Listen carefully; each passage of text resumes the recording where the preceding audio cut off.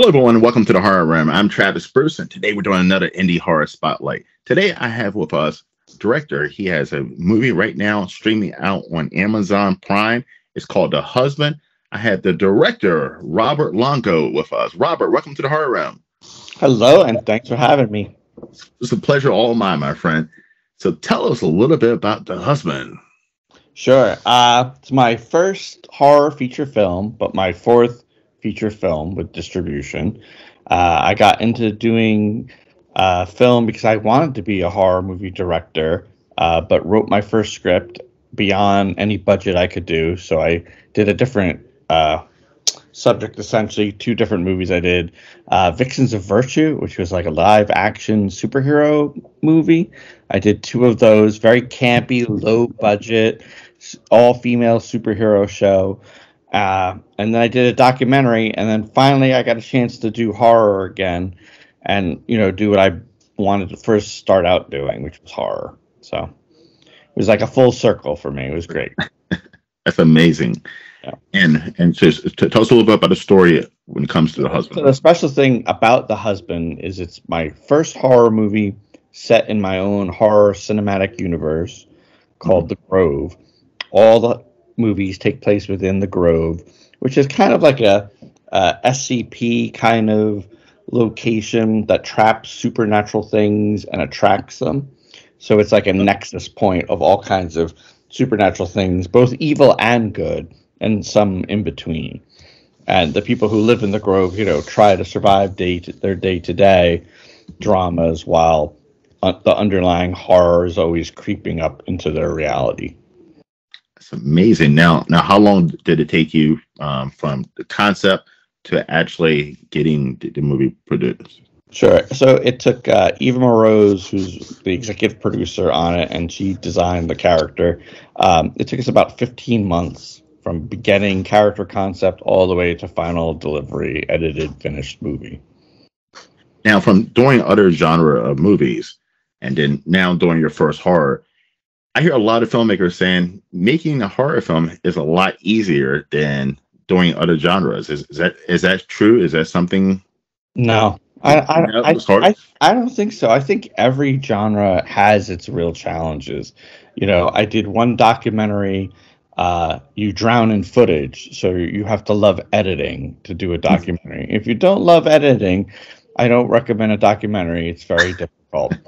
If you're doing like any kind of action, like martial art kind of action, you need people who know what they're doing to pull off dynamic moves safely, most importantly, because safety is paramount on shoots like that. So that's its own difficult challenge right there. And then even with like superhero stuff that we did, it was the costumes, the props, and then, this is 2006, 2009. The technology wasn't there so much special effects wise. So you had to mix, the not even CGI, I don't even know what you would call it, like preset graphic effects, yeah. Graphics, flash animation with practical effects almost. So I think every genre just has its difficulties. I mean, who's the director who said no movie is ever finished? They're all abandoned because you run out of time, money, or both. So I don't think horror is an easy genre to do because it's all about timing. Then the gore factor, the scare factor of it, those are hard beats. That's why you see so many directors who do comedy go to horror and horror to comedy because those beats are very similar. So no, horror is not that easy. Nothing worthwhile is easy, especially in any kind of art. Now, like you were saying, there's those beats when it comes to horror. The right moment to do the jump scare, enough blood, enough gore. Now, was that something hard to learn? Was that something hard to? I mean, as a horror fan, were you thinking, "Oh my goodness, let me get some inspiration for some iconic horror movies that I loved and seen in the past"? Yeah, it's a great question because, in my mind, I'm a huge John Carpenter fan. So The Thing, Prince of Darkness. I'm always talking about those two movies in particular of his, of course, Halloween, etc., and everything else in between here that he's ever done. But then when it comes time to do your own stuff, you have to make a decision. What's your path going to be? And it seems that my path in the one horror movie we've finished now, and the others I've written, I'm very much like a slow boil, then shit hits the fan in the third act. And you're like, wow. It's kind of like going up the roller coaster and then the bottom just drops out and you're like down for a wild ride for the last third act of the movie.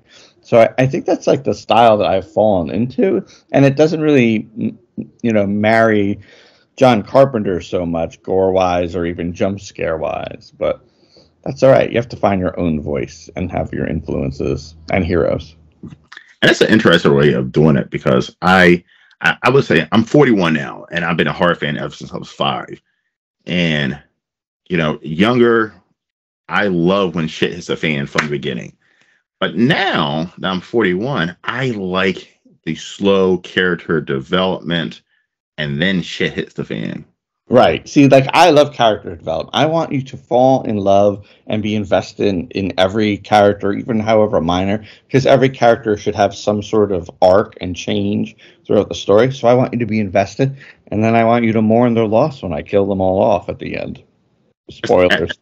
That's the best way to do it, man. That's the best way to do it, because there's nothing worse. I'm not going to mention, I saw a recent horror movie in the theaters, actually, and I was not invested in any of the characters. Yes, the gore was great, the killer was great, all that good stuff, but I was not invested in either way, hate or like. And it kind of watered down the actual kill and the demise to me. So it didn't make. I like to be like disposable cameras. You don't care about them. Yes. But if it's like a camera that you love, be it a new Red camera or a new Blackmagic camera or your beloved Canon you've served so well, you love it. If you drop it, if it falls, it dies, you're going to be upset. Same with characters. You spend time with a character that you learn to like and like appreciate and relate to on some sort of empathetic level, and they die. That's a better kill. It is. But just having, like crash test dummy kills isn't enough. I'm wondering what movie it was that you saw about that. I'm wondering, was it one in particular? No. I mean, that's one of them. The first one. I mean, yeah. See, let's say if you've seen any of my interviews, I say, the one thing I didn't like about Terrifier 1, which Terrifier 2 did a great job of, was there was no character development. I'll say it. Thanksgiving, the new Eli Roth movie. I got nothing to hide, but no. But Terrifier 1 and Thanksgiving are almost similar, but I think Thanksgiving does a better job at a little bit bringing the feeling. But the characters are just, you could have put anybody in those roles, and it would just it spent no time letting you get to know who these characters were. Right. Yeah. No, I think you got to make them care about the characters, because even let's go to John Carpenter. The Thing, you care about all those characters 100%, and you're not super deeply invested in them because you don't know that much about them, but you want them to survive. It's palatable that you feel their will and desire to, as humans, to survive this thing. And there's like a deep horror you can relate to that horror of what they were going through. Exactly. Isolated, stuck with this monster. You don't know who to trust. Oh my gosh. Because the best movies, horror, whatever, like, it's that chemistry as the person who's watching it, that you connect with that individual and you can see yourself going through whatever they're going through, or you feel yourself going through whatever they're going to. And when you don't have that, you're just watching gore. You're just watching straight up gore, and that's fun every once in a while, but absolutely no. Eli Roth especially, like, I enjoy Hostel every so often. I do too. Sometimes I like that, like, that you're captured and you want them to escape, but it's gonna happen. It's coming. So yeah. Sometimes I enjoy it. That's what makes horror great. That there's so many subgenres and ways to enjoy it. I 100% agree. Like, I love. And I'm glad I'm glad it died off a little bit and it's kind of get a resurgent found footage, because there was a while found footage was the thing and it kind of burnt itself out. But now it's kind of have a slow resurgence, especially in the indie I think there's some found footage movies that are masterpieces of the craft, for sure. But I think the time you're talking about, it was everyone at that moment was like, I don't need lights. I don't need lights. I don't know how to frame a shot. I can't just make a horror movie. Let's go tonight and run around, and we'll make a horror movie. And if we come close to Blair Witch, we'll make $1 million. Yeah, exactly. And there was a lot of shit coming out. Yes, during that time. All right, so I have to ask you, because you opened with that question: if horror is an easy genre to shoot, have you considered making your own horror movie? Have I considered making my own horror movie? That's a good question. Because you're quite like me personally, no.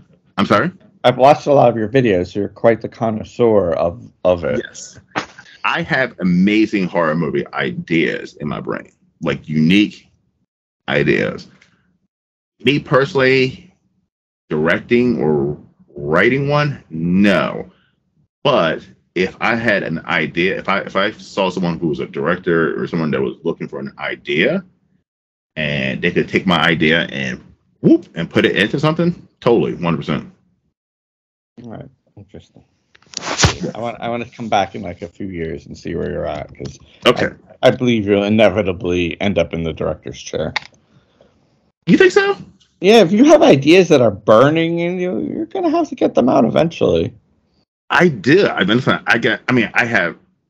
pretty sure everybody says this, but I had the greatest, most unique idea, and watch somebody take my idea in the next couple of years. But like, it's an idea that I haven't seen. That's even more. I mean, I do believe everyone has one unique story in them, whatever genre it is, So when you say that to me, I mean, I feel even more strongly. You should just do it.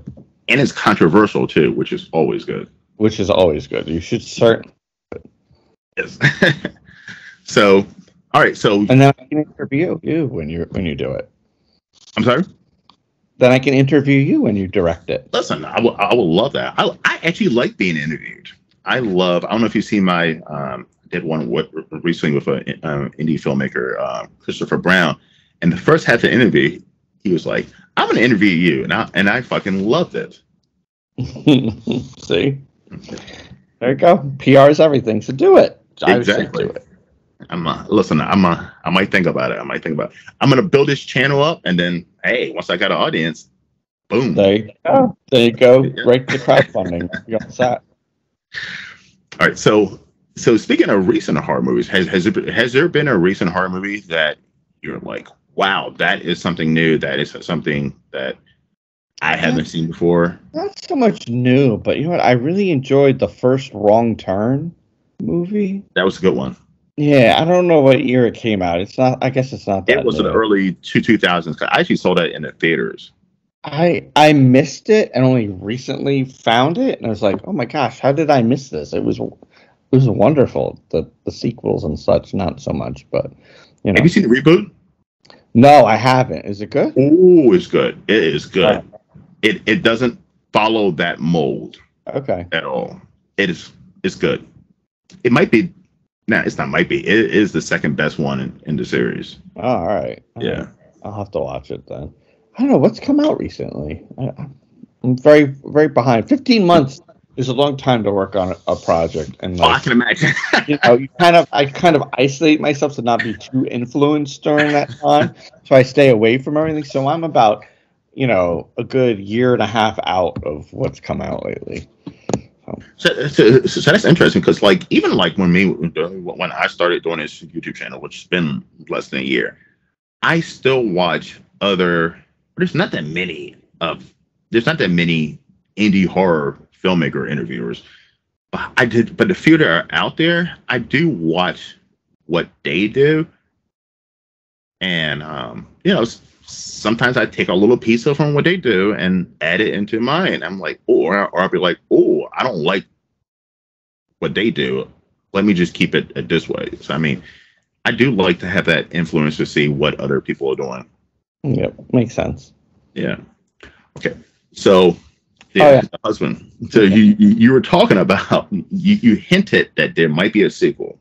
Oh, there's definitely more movies. So, not spoiling anything, but December 27th, we start shooting the next movie already. It's going to fall in the same universe? Same universe. It's called Meat Face. There might be a prop of it right I was wondering what that is. So Meat Face takes place within the Grove also. It's essentially about an ancient mask that gets passed down to people, but the mask possesses you to kill for this ancient god who needs to escape a prison that other gods have put him in. Interesting concept. Yeah. And you see the mask get passed, hopefully, budget, we'll see, goes through different times. So you'll see it through different time periods, and like even up to like a more popularized, like kids wearing meat face masks for Halloween. Yeah. It's like, goes from folklore to pop culture, and like that transition over time that some things make within horror. Now, were you an early video game player? Yes. Atari 2600. Uh-huh. I might have even made it into like a magazine about how I got asteroids for my Atari 2600. Was kneeling down, playing it, turned it over 8 times after telling my mom I was sick and she left for work. And then when she came home from work, I tried to get up, but I had not moved for like 8 hours from that position. I had no circulation at all. Pins and needles. I fell over, hit my head, woke up the next day in my bed. Wow. So, yes, I'm an old school video game player and still play games to this day. There was a video game series. It originally came out for the TurboGrafx 16 made by NEC. It was called Splatterhouse.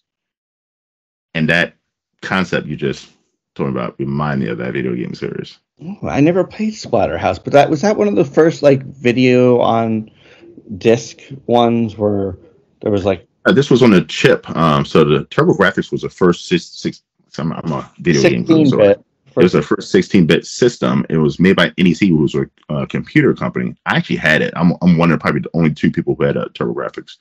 But it was side scroller. Yeah, side scroller. Bunk was like their big platform. It was this caveman with a big head running around beating people's head, and he was like their Sonic and their Mario. But they came out with probably one of the first horror games, and it was called Splatterhouse. And it was about a guy who looks for his girlfriend in his mansion and puts this mask on, almost similar to that. And this mask, over time, it sucks itself onto a person. Yes, but yep. And great concept. Yep. As we're talking about, we're 3D printing the first version of the mask right now. Nice. Oh, that's terrifying. Yeah, that's like the ancient relic version of it. It's like a stained, bloodied wood that's gone through many sacrifices for Meat Face. I love it. I love it. For the cannibal god Vorticon. Now, gore level in your movies. Do you like to have the over-the-top Terrifier style, or do you like going for like a more of a So generally, I think it depends on which movie. So we have at least 5 of them planned out. They're written, pretty much ready to go. Meat Face is going to be very bloody, very meaty, very juicy, and delicious. Mm-hmm. It fits. It's a cannibal god trying to escape his prison through the use of a relic that possesses people to kill other people and eat them. So it's going to be pretty bloody. But like the husband, no, the blood and the gore was very appropriate to the story. I think it should serve the story. You're either serving the story or serving the genre. Like Hostel serves the genre of body torture. Yeah. It certainly serves the genre of good gore. Mm-hmm. And then I think the story needs to be served. So as long as the story is served, I have one called Slaughterhouse. So you can imagine what that's about. You can imagine. Yeah. Now thinking of kill scenes. I mean, thinking of kills. Do you just sit down and be like, okay, well, how is a way that is unique or interesting that I can kill a person in my movies?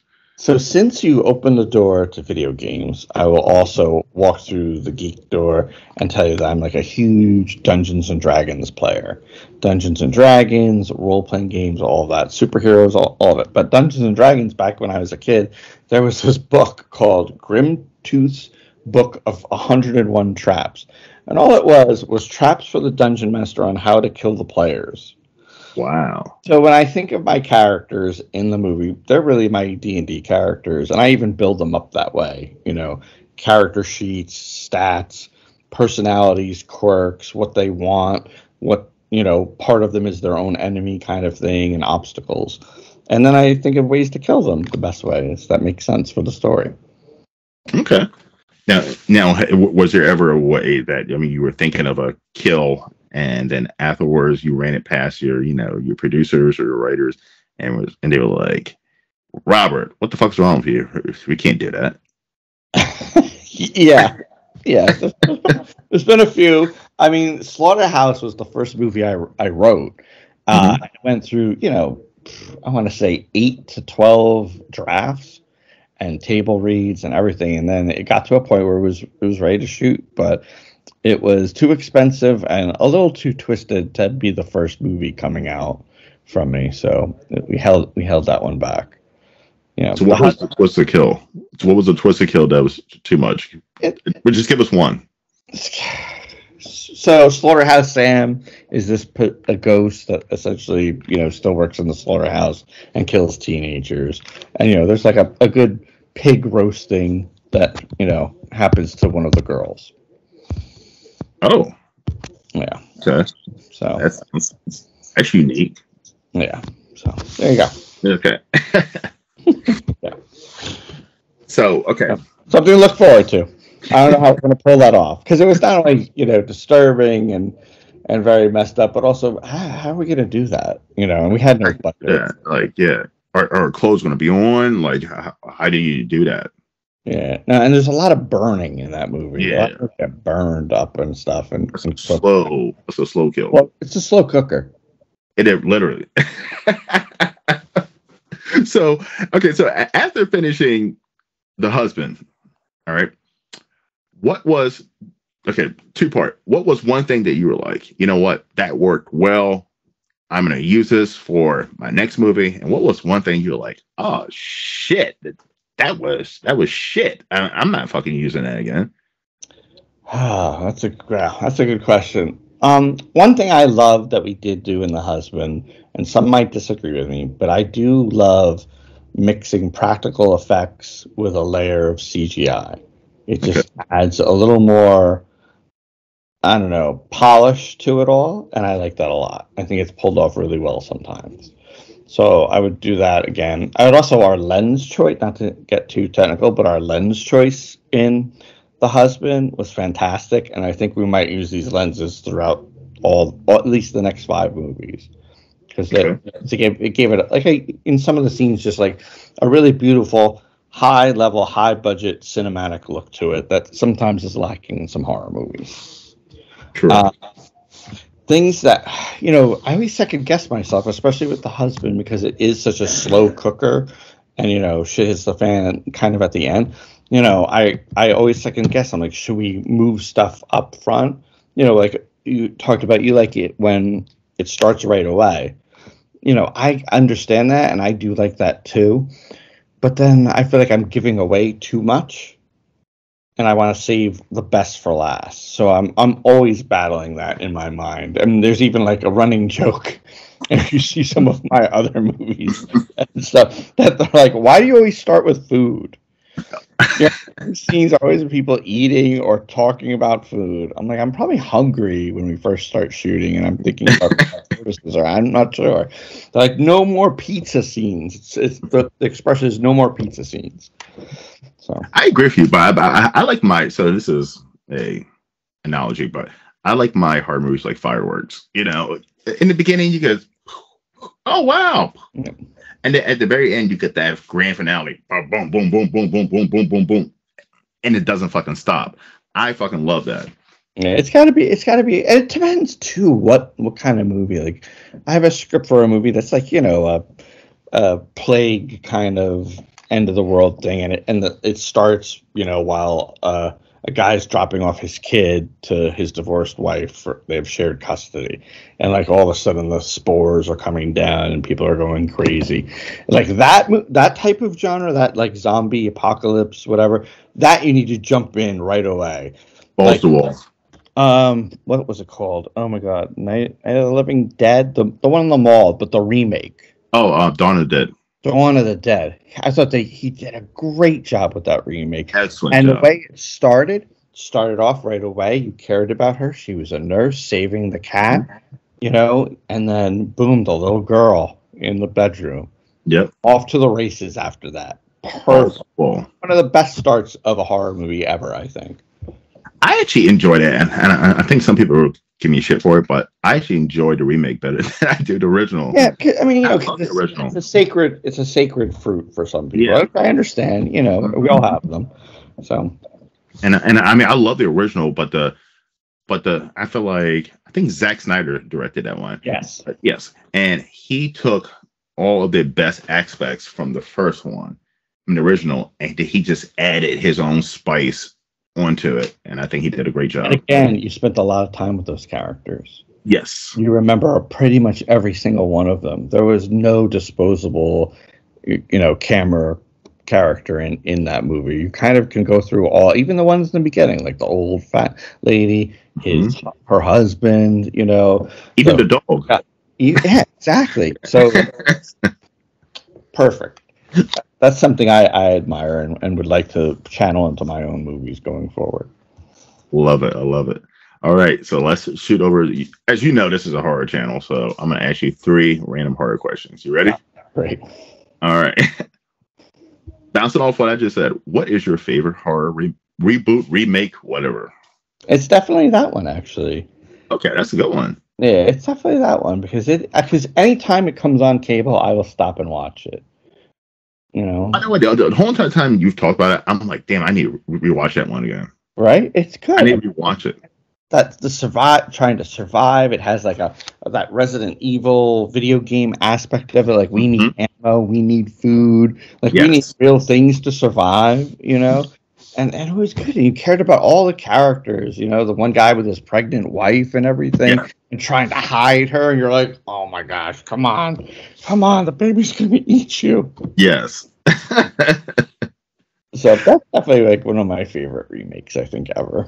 That is definitely a good one. And the second question, we're going to take Ash Williams from Evil Dead out of the concept because it's the easy one. But who is your favorite final guy? My favorite final guy. That's rough. Can I not do horror? Is that all right? Can I? Sure. Can I do horror?